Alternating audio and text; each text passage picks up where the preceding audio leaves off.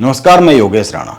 उत्तराखंड में केदारनाथ उपचुनाव को लेकर बीजेपी और कांग्रेस ने पूरी तैयारी कर ली है। इस उपचुनाव को लेकर उत्तराखंड कांग्रेस के पूर्व अध्यक्ष गणेश गोदियाल ने एक चक्रव्यूह की रचनी शुरू की है।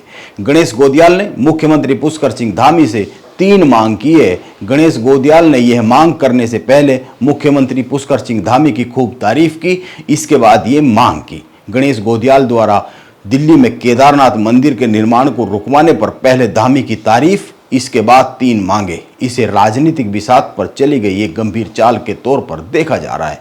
आप एक बार गणेश गोदियाल का पूरा वीडियो सुन और समझ लीजिए, फिर गणेश गोदियाल की बातों पर चर्चा करते हैं। कैसे गणेश गोदियाल दिल्ली में केदारनाथ मंदिर प्रकरण को जिंदा भी रखना चाहते हैं और बीजेपी को घेरना भी चाहते हैं, मुख्यमंत्री पुष्कर सिंह धामी की तारीफ के साथ।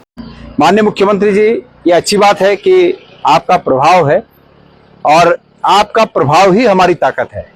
निश्चित रूप में आपने अपने प्रभाव का उपयोग करके जो ये डिसॉल्व करने का पत्र ये जारी हुआ है, ये आपके प्रभाव के बिना नहीं हो सकता। ये आपका प्रभाव है और मैंने पहले ही कहा कि आपका प्रभाव ही हमारी ताकत है, उत्तराखंड की ताकत है। मैं आपसे अब एक गुजारिश करना चाहता हूं इस मामले में कि अब 3 काम रह गए हैं इस मामले में। जब तक ये 3 काम नहीं होते तब तक ये पूरा ऑपरेशन अधूरा है। और ये 3 काम है। नंबर 1 कि केदारनाथ धाम नाम से जो भी पैसा उस संस्था में आया है, वो पूरा का पूरा पैसा बद्रीनाथ केदारनाथ मंदिर समिति को ट्रांसफर हो। नंबर 1 बात। नंबर 2 बात कि जो केदार शिला केदारनाथ से ले जाई गई और वहां पर उस केदार शिला को वहां पर शिलान्यास में उपयोग किया गया, ससम्मान उस केदार शिला को वापस केदारनाथ में स्थापित किया जाए, वापस लाया जाए। नंबर 2 और नंबर 3 कि जो भी वो जमीन केदारनाथ धाम ट्रस्ट के नाम से दिल्ली में है, वह जमीन वह भूमि श्री बद्रीनाथ केदारनाथ मंदिर समिति को हस्तांतरित हो, उनके नाम दर्ज हो। गणेश गोदियाल कह रहे हैं मुख्यमंत्री धामी का प्रभाव है, आपका प्रभाव ही हमारी ताकत है। आपने अपनी इसी ताकत का इस्तेमाल करते हुए दिल्ली में केदारनाथ मंदिर का निर्माण रुकवा दिया। अब आप अपने इसी प्रभाव का इस्तेमाल करते हुए दिल्ली में केदारनाथ मंदिर के नाम पर दान के तौर पर इकट्ठा हुआ धन, मंदिर के भूमि पूजन में इस्तेमाल की गई शिला और मंदिर निर्माण के लिए खरीदी गई जमीन को भी श्री बद्री केदार मंदिर समिति को दिलवा दीजिए। आप गणेश गोदियाल की बातों के मतलब समझिए। गणेश गोदियाल दिल्ली में केदारनाथ मंदिर निर्माण रुकवाने से उत्तराखंड में मुख्यमंत्री पुष्कर सिंह धामी को लेकर बन रहे माहौल, खासकर केदारनाथ उपचुनाव को लेकर पलटती दिख रही बाजी को एक ही झटके में समाप्त करना चाहते हैं। वो धामी की तारीफ कर ऐसी मांग रख रहे हैं जो इतनी आसानी से तो पूरी होती हुई दिखती नहीं है। ये मांगे उत्तराखंड के लोगों से भावनात्मक संबंध रखती है।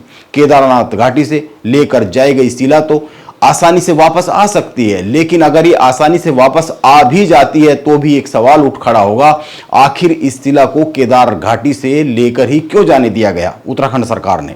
आप एक बात पर ध्यान और दीजिए, गणेश गोदियाल की मांगों में से 2 मांगे बड़ी ही संवेदनशील है राजनीतिक माहौल को बनाने की दृष्टि से। पहली, दिल्ली में केदारनाथ मंदिर के नाम पर इकट्ठा किया गया धन। कांग्रेस पहले से ही कहती रही है दिल्ली में जो हो रहा है वो धर्म की आड़ में व्यवसायिक गतिविधियां है। उत्तराखंड के लोग, खासकर केदारनाथ घाटी के लोग ये चाहेंगे उनके उत्तराखंड के मंदिर के नाम पर इकट्ठा किया गया धन बाबा केदारनाथ के पास ही आए। और इसी तरीके से केदार घाटी से लेकर जाई गई शिला की बात अगर करें तो यह भी धार्मिक भावनाओं से जुड़ा हुआ मसला है। अगर कोई शिला वास्तव में दिल्ली के बुराड़ी में लेकर जाई गई है तो उसे वापस लाने की मांग केदारनाथ मंदिर और केदार घाटी के लोगों को अच्छी लगेगी ही, उत्तराखंड के लोगों को अच्छी लगेगी ही, वो इसका समर्थन करेंगे ही। इन बातों को बीजेपी के प्रदेश अध्यक्ष महेंद्र भट्ट समझ ही रहे होंगे और इन बातों के असर की गहराई को भी महेंद्र भट्ट समझ ही रहे होंगे। गणेश गोदियाल और भी 2 मुद्दे उठा रहे हैं। ये मुद्दे भी लोगों से भावनात्मक तौर पर जुड़ते हैं, लेकिन पहले ये देखते हैं केदारनाथ उपचुनाव को लेकर बीजेपी के प्रदेश अध्यक्ष महेंद्र भट्ट की राय क्या है। कांग्रेस के प्रत्याशी की जमानत भी नहीं बचेगी केदारनाथ के अंदर। भारतीय जनता पार्टी बहुत प्रभावी रूप से वहां चुनाव लड़ने जा रही है। वो सीट भाजपा की थी, भाजपा की है, भाजपा की रहेगी। महेंद्र भट्ट केदारनाथ उपचुनाव पर पत्रकारों द्वारा पूछे गए सवाल का जवाब केवल 13 सेकंड में दे देते हैं। क्या केदारनाथ उपचुनाव बीजेपी के लिए वाकई इतना आसान है? यह एक बड़ा सवाल है। आप गौर कीजिए, मुख्यमंत्री पुष्कर सिंह धामी को इस बात पर चार धाम के पुरोहितों और महापंचायत ने बधाई दी है, चिट्ठी लिखी है। उन्होंने अपने प्रभाव का इस्तेमाल करते हुए दिल्ली के बुराड़ी में बन रहे केदारनाथ मंदिर के निर्माण को रुकवा दिया है। यह काम मुख्यमंत्री धामी ने अपने प्रभाव से इसलिए किया है क्योंकि जनभावनाएं दिल्ली में बन रहे मंदिर के खिलाफ थी। यह जनभावनाएं बीजेपी को केदारनाथ उपचुनाव में भारी पड़ सकती थी। अभी जो गैरसैंण में सत्र आयोजित हुआ है मानसून का, इस दौरान भी मुख्यमंत्री पुष्कर सिंह धामी लगातार गढ़वाल के उन हिस्सों में घूमते रहे जहां से केदारनाथ उपचुनाव पर असर पड़ सकता है। अब अगर गणेश गोदियाल कह रहे हैं अभी काम अधूरा हुआ है, जो मंदिर का निर्माण दिल्ली में रुकवाया गया है वह काम अधूरा हुआ है, मुख्यमंत्री को इस काम को पूरा करना चाहिए और यह काम पूरा तभी होगा जब ये 3 मांगे पूरी हो जाएगी। इसीलिए केदारनाथ की विधानसभा की लड़ाई इतनी आसान तो नहीं दिख रही है। महेंद्र भट्ट केवल 13 सेकंड में ही जवाब दे रहे हैं। यह जो मंदिर के निर्माण रुका है दिल्ली के बुराड़ी में, इसको कांग्रेस ने अधूरा कहना शुरू कर दिया है। गणेश गोदियाल इन 3 मांगों को लेकर केदारनाथ क्षेत्र में जगह जगह घूमेंगे। वो इसी तरह के सवालों को लेकर बद्रीनाथ में भी घूमे थे। आपको याद होगा गणेश गोदियाल ने बद्रीनाथ चुनाव में कुछ ऐसे ही लोगों की भावनाओं को छूते हुए सवाल उठाए थे। गणेश गोदियाल ने कहा था भंडारी जी को विभीषण नहीं बनना चाहिए था, उनको तो कर्ण बनना चाहिए था। गणेश गोदियाल ने चुनाव प्रचार के दौरान मंचों से कहा मेरा दोस्त मेरी पीठ में खंजर घोंप कर गया है। उन्होंने राजनीति में सुचिता की बात की, दल बदल की बात की, लेकिन अपने अलग ही नजरिए से, अलग ही अंदाज में।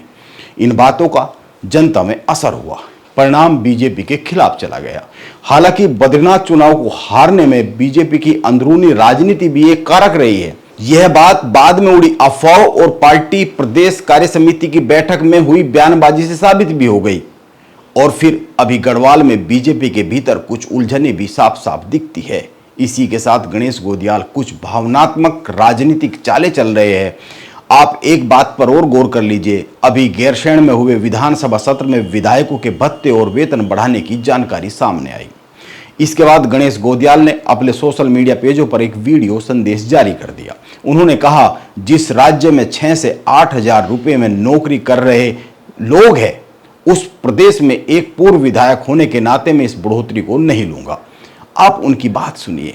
मैं इसमें सिर्फ राय दे सकता हूं और ये कह सकता हूं कि जिस प्रदेश में इतने 6 और 8 हजार रुपए में लोग नौकरी कर रहे हों, अपना परिवार पाल रहे हों, जिस प्रदेश में आपदा में जिन लोगों का सब कुछ छिन गया उनको बांटने के लिए सरकार के पास पैसा न हो, ऐसे प्रदेश में पूर्व विधायक के रूप में जो बड़ा हुआ, जो मुझे पूर्व विधायक के रूप में जो सबको बड़ा, मुझे भी बड़ा होगा, तो मैं माननीय हमारी विधानसभा के अध्यक्ष को एक पत्र लिख रहा हूं जिसमें मैं ये उनसे उम्मीद करूंगा कि मुझे ये बढ़ा हुआ बिल्कुल नहीं चाहिए। उत्तराखंड में इस वक्त 90 के करीब पूर्व विधायक होंगे, ये एक अनुमान है मेरा, क्योंकि मैं एक रिपोर्ट पढ़ रहा था 2022 की। उस वक्त उत्तराखंड में 95 पूर्व विधायक थे और इन पूर्व विधायकों की मासिक पेंशन 52 लाख रुपए से अधिक होती थी। महीने की 52 लाख से अधिक धन खर्च होता था हर माह इन पूर्व विधायकों की पेंशन पर। पूर्व विधायकों को क्या इतनी पेंशन की जरूरत है? इस पर बहस हो सकती है, होनी भी चाहिए, क्योंकि उत्तराखंड जिन परिस्थितियों में पिछले 24 सालों से राजनीतिक तौर पर अस्थिर रहा है और जितनी उत्तराखंड को मिलना चाहिए था उतना मिला नहीं है। अभी भी इस तरह की खबरें आती है कि एक पिता को अपनी बेटी को लेकर जाने के लिए 22 किलोमीटर कंधे पर लेकर जाता है एक पिता अपनी बेटी को इलाज के लिए। इस तरह की खबरें आती है कि उत्तराखंड के बहुत सारे गांवों में हेल्थ सुविधाओं के लिए महिलाएं सड़कों पर उतर जाती है। और गणेश गोदियाल इसी तरह के जनता की भावनाओं को छूने वाले मुद्दे इस वक्त राजनीतिक दांव पेंच में बीजेपी को उलझा रहे हैं। और बीजेपी के प्रदेश अध्यक्ष महेंद्र भट्ट कितने सावधान हैं इन बातों को लेकर, यह आने वाले समय में पता चल ही जाना है, क्योंकि केदारनाथ का उपचुनाव अब बहुत दूर है नहीं। नमस्कार, मैं योगेश राणा।